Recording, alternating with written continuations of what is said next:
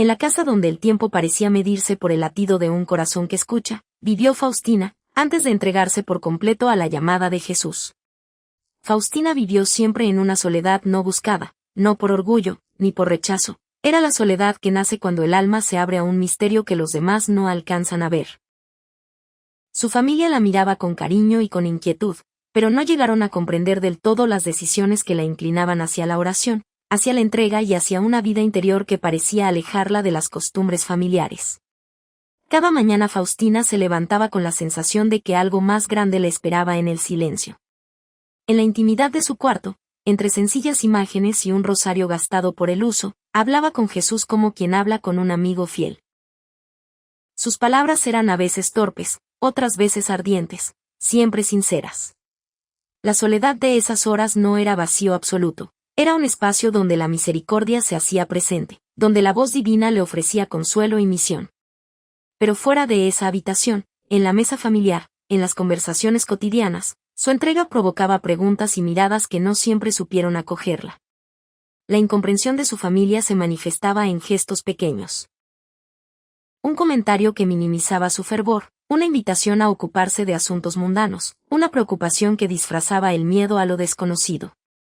Faustina sentía el peso de esas miradas como una brisa fría que atravesaba su ánimo. No buscaba confrontación, buscaba fidelidad. Y en esa fidelidad aprendió a ofrecer su soledad como ofrenda, no para aislarse del mundo, sino para purificar su amor y hacerlo capaz de acoger a todos. En su diario, que no es aquí citado sino recordado en su espíritu, aparecen noches de aridez y días de luz.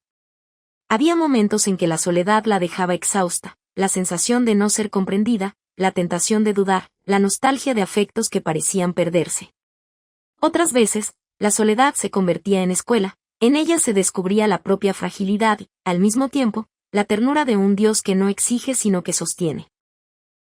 Faustina aprendió a mirar sus heridas con ojos de misericordia, a reconocer en su pobreza la puerta por la que entraba la gracia.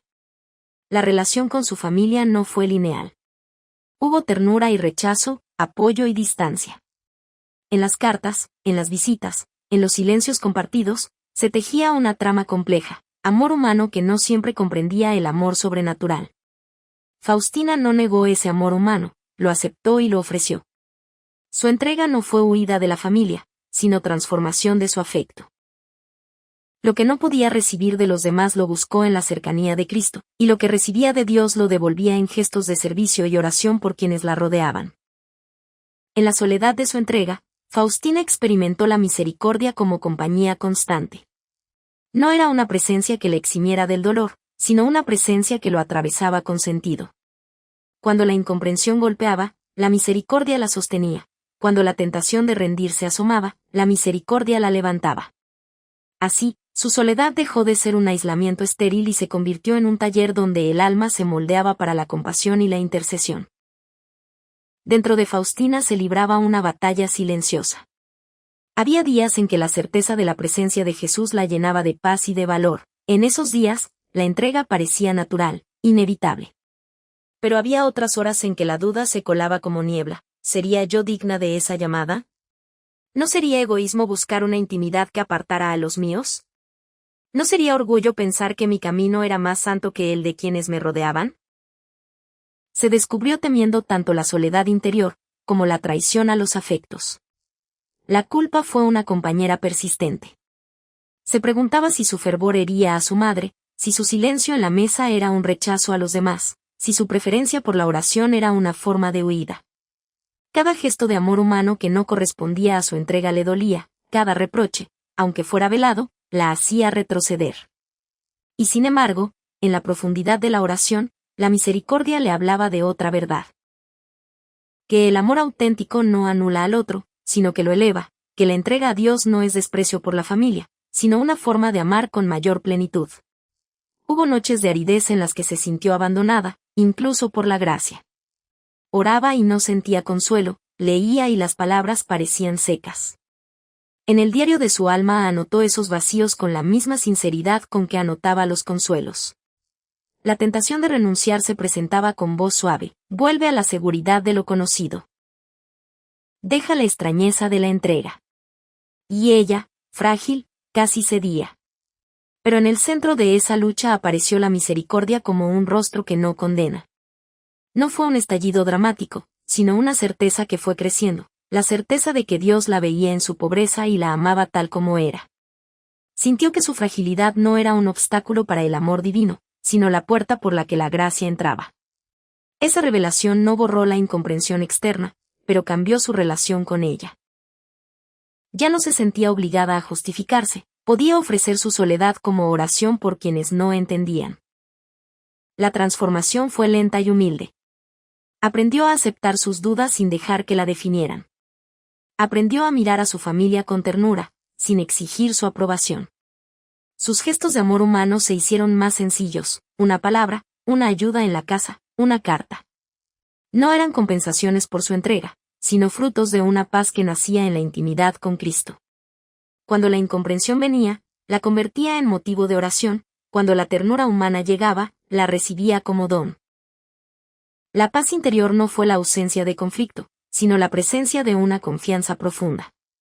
Comprendió que la plenitud del amor no consiste en eliminar la soledad, sino en habitarla con aquel que le acompaña. En la soledad aprendió a ser transparente, a mostrar sus heridas y a dejarlas sanar. En la soledad descubrió que la misericordia no la aislaba, sino que la enviaba, la hacía intercesora, testigo, puente. Finalmente puedo decir que su corazón encontró su lugar.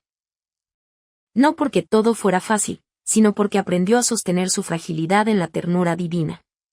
La incomprensión de su familia dejó de ser una condena y se volvió motivo de oración. La soledad dejó de ser un peso y se volvió taller de amor. Su entrega se volvió servicio, oraciones por los que sufren, gestos de compasión, una vida ofrecida para que la misericordia llegara a otros. Al caer la tarde, cuando la casa se llenaba de sombras y recuerdos, Faustina cerraba los ojos y repetía en silencio la confianza que la sostenía. No pedía grandes señales, pedía permanecer en la presencia que la había elegido. Su soledad, atravesada por la incomprensión familiar, se volvió camino hacia la plenitud, una plenitud que no borraba las ausencias, sino que las llenaba con la presencia de aquel que la miraba y la enviaba. Así se revela la soledad de Faustina. No como condena, sino como escuela de entrega, no como rechazo, sino como lugar donde la misericordia transforma la incomprensión en oración y la soledad en misión. Su diario se cierra con la sencillez de estas palabras, la misma sencillez con que vivió su camino, sin buscar aplausos ni reconocimiento. Solo deseo que quien escuche encuentre en su propia soledad la puerta hacia la paz y la luz. Si alguna vez te sientes incomprendido por amar de un modo distinto, recuerda que la misericordia acompaña a quien se entrega. Permite que esa presencia transforme tu conflicto en plenitud, al igual que Faustina. Amén.